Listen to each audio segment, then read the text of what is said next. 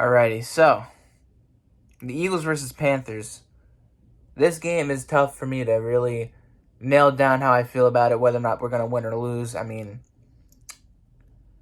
I picked the Eagles to lose. And the only reason I'm doing that is because, for one, we're on the road. And number two, the Panthers' front seven, that pass rush, it's pretty good. And we're going to be without Lane Johnson most likely. Again, the whole family, the whole personal matter. It's no injury. According to sources, he just got back in Philly, but he's not practicing, and it's not because of injuries. It's something more personal, something family related. So clearly, he's most likely not in the right mindset to play just yet. So whatever's happening with him, we'll just have to wait it out and see how that goes. I wouldn't rush Jordan Mailata to come back if he's not healthy enough to come back. Dillard did pretty good at left tackle. And again, we're talking about the Chiefs, but the Eagles' O-line as a whole did good. It'll be a different story against the Panthers. Hopefully, we'll have more of a smart strategy to help with pass blocking and opening up holes in the run game, which we should definitely consider using once in a while. I'm just saying, and by more than once in a while, I mean more than 7 to 10 times. Like you gotta run the fucking ball. You can't not run the ball. No matter, even if it's not working.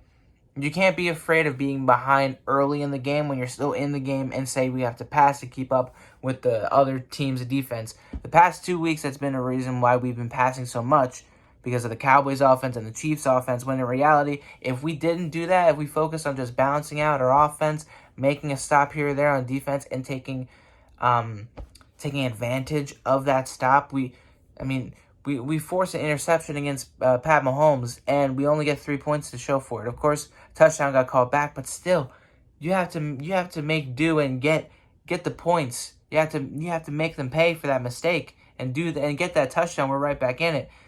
If the Eagles force turnovers against the Panthers this week, they have to actually cash in. They have to make sure that they're able to, and they do, score touchdowns off of that. You can't. Field goals are not going to win you football games. Take the points, of course, but don't settle for field goals and just be more creative. Do more with the offense. I know it's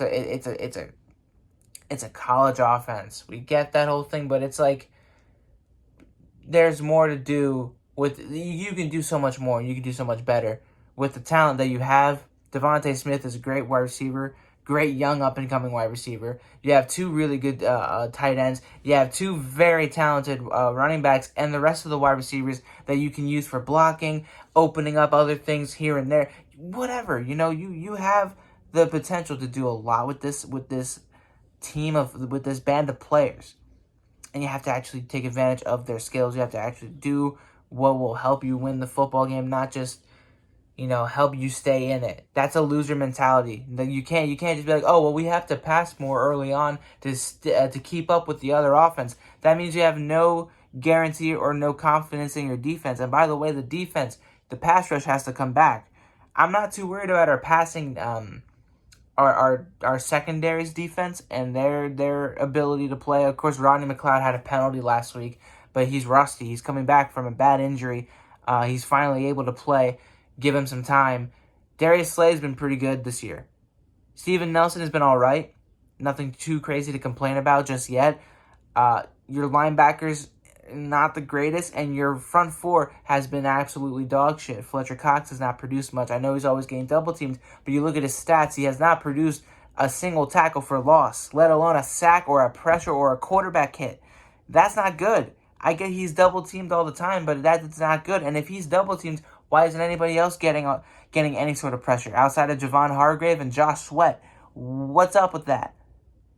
Defense has got to get pressure, got to force turnovers. Offense has got to capitalize and actually score points and not keep up with the other team, but get ahead of the other team. That's how it should be.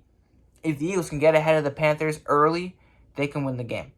If not, and they're playing from behind like we have been for like almost a goddamn year now, not even a year, 3 years. We've been playing behind in a majority of our games ever since we won the Super Bowl. Let that sink in. I'd like to be in control of a game for once. I know the Falcons game, we were in control of that, but I'm just saying against a capable team. against a team that isn't as bad or worse than us. And the Panthers are a pretty good team. Sam Darnold's been playing real good, leads the league in rushing touchdowns. Got to account for that, too.